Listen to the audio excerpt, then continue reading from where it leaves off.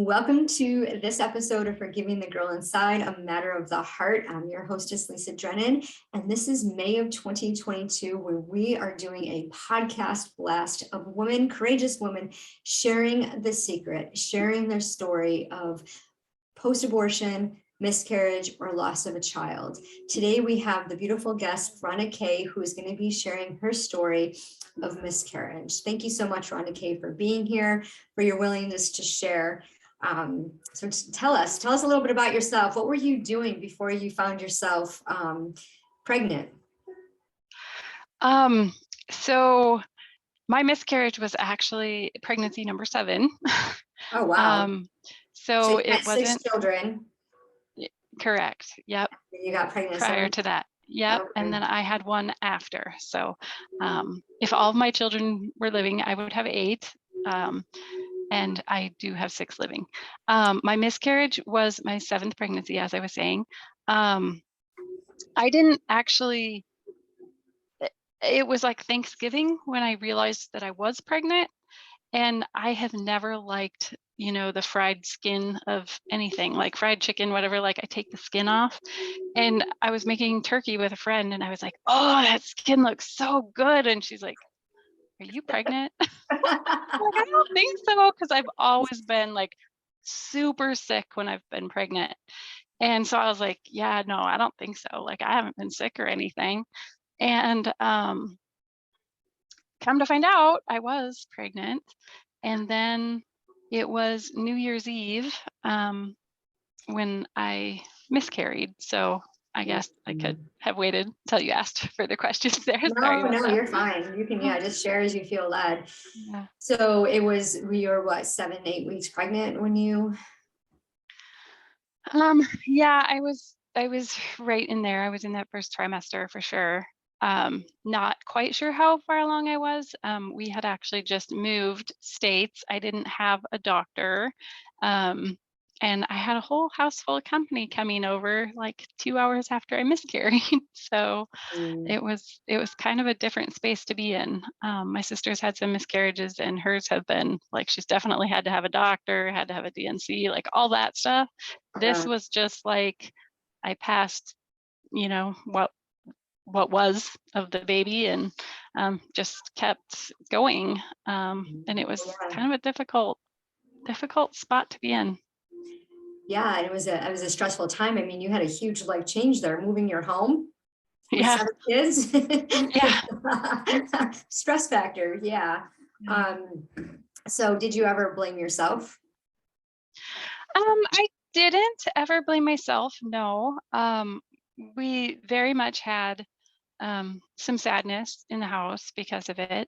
I haven't yet told my story about my other son that we lost, but my children, the boys and the girls, were both like so excited I was pregnant. The boys wanted it to be a boy because they wanted him to sleep in their room, and the girls wanted it to be a girl because they wanted her to sleep in their room. And we just, they were devastated when they heard that I had miscarried. And so I had just commented to them, I said, well, CJ, which I gave the baby initials just to make it more part of the family, right? I said, CJ is now in heaven with Cameron, gets to share a room with Cameron in heaven. And, after that, they weren't sad. It wasn't such a devastating loss for them. Right. I still had my grief to go through and, not the same support system as you have when you actually lose a child that has been born. So that was kind of a hard spot for me. Yeah. Did you feel all alone then? Kind of. Yeah.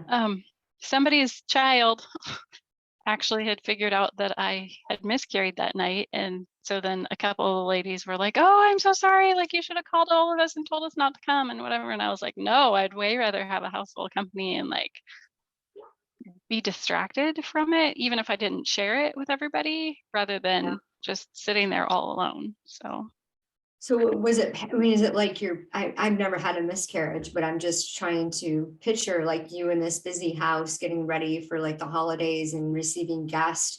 did you just get like cramps and then get sick and then go to the bathroom and just kind of like went to the bathroom? Or, I mean, to me, I imagine someone keeled over in pain, and would you mind sharing that experience? Or Yeah, there actually wasn't a whole lot of pain, a little bit of crampiness, a little bit of blood, not a ton. And then obviously what you could tell was supposed to be, a baby. And I had saved that, aside. I was like, oh my word, I have company coming, but I had like set it aside because I wanted to, do something special with it, not just like flush it down the toilet or throw it in the trash because this is my child, right? right. And that's how somebody's kid figured. I completely forgot about it, and the other restroom was unavailable. There was a big line or something, and somebody's like, I really have to go to the bathroom, can I use your bathroom? And I'm like, oh yeah, no problem, sure. And then I was like, oh no. And they came out, and I saw them go whisper to their mom, and then their mom came over to me and was like, did you just have a miscarriage? And I was like, sorry about that. Yeah. Like, so Yeah. but, Was she supportive when you told her? oh, very, very. Like, she gave me a big hug and was like, I can't believe, like, you still had a house full of company. You didn't even say anything. Like, are you okay? You should be sitting down. Like, go put your feet up. And I'm like, no, no, I'm fine. Yeah. So, like, physically, I never really had any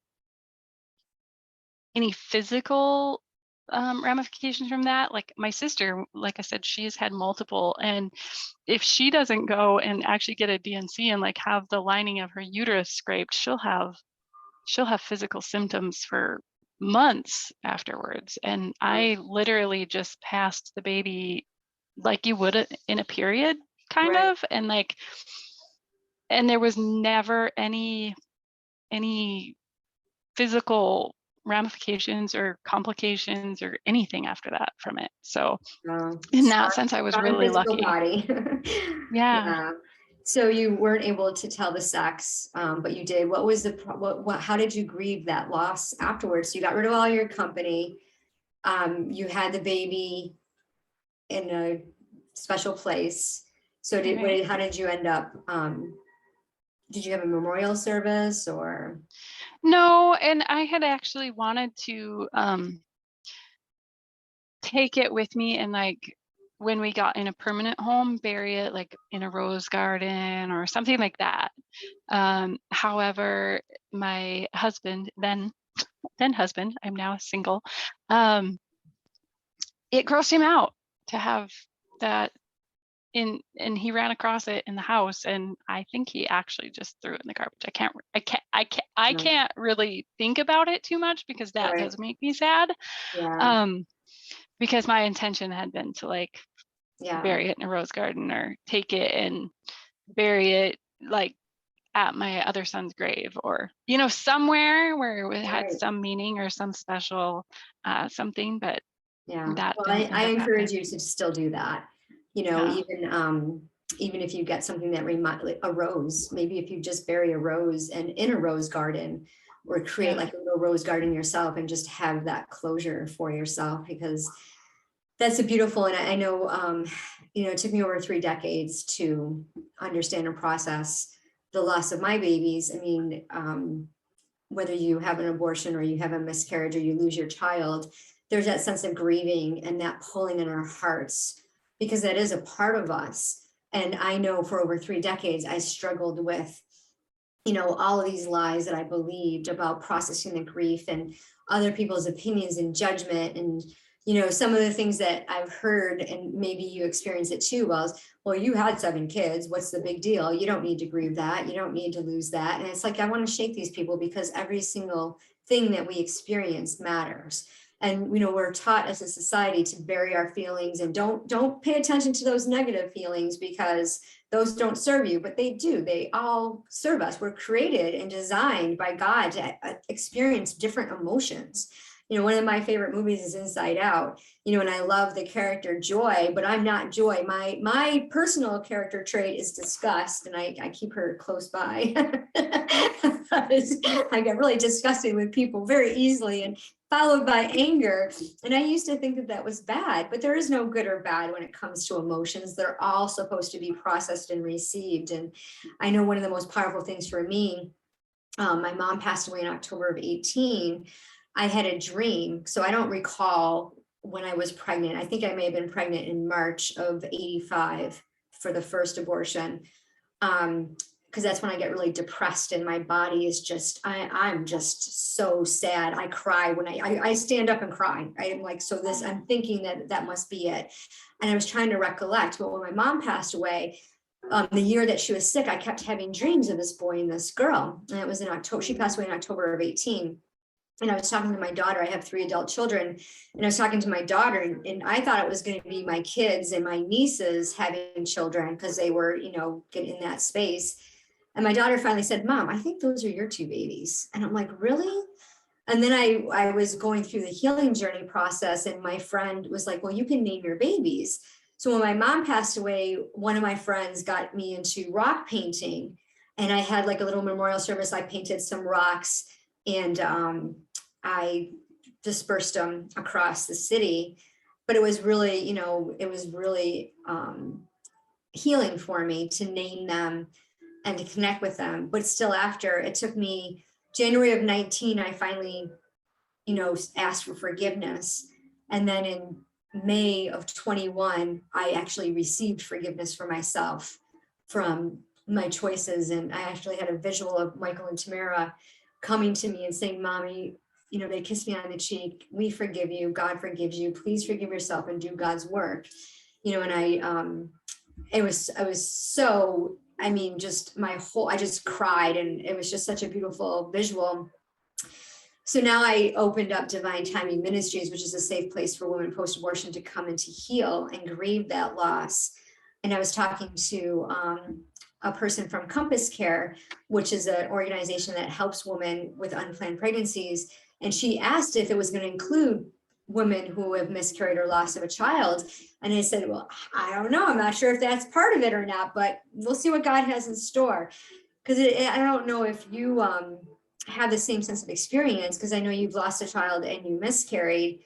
Do you feel like that same pull at your heart, that same type of feeling of that loss, or do you feel it's separate because it's a different experience of having a miscarriage at such an early time in the pregnancy versus birthing the child and losing the child later after the child has taken its first breath? I would say that there's a lot of similarity in the grief, but however long you have a child on this earth, you're going to have more memories that will come back and haunt you, per se, right?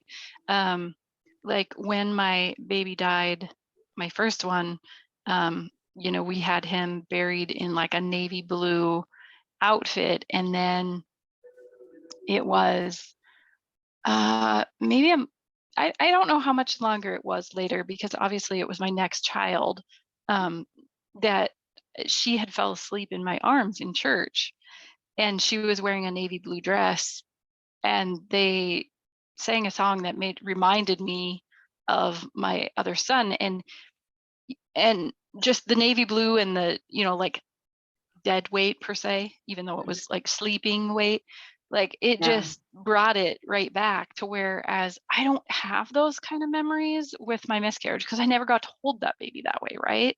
And I have a cousin who her son dropped dead after a track meet, and she has tons of memories, or trips over his shoes, or like all those kinds of things. So I don't want to say that I don't have the same grief over a miscarriage, but there's not as many triggers for that grief, maybe. Yeah, that's a great way to look at it, because that's the longer somebody's obviously here, the more memories you're going to create. So yeah, and it does help us process things differently. Well, thank you so much for sharing that story. I know we're going to have you on as a guest again to share your story about the loss of the child. But for women who have miscarried, I know there's a lot of women out there listening. Some have had multiple miscarriages. They have yet to birth their first child, and they're trying so hard. I know I have a few friends from where I used to work They do fertilization and fertilization in vitro. Is that what that's called? In vitro Um, fertilization.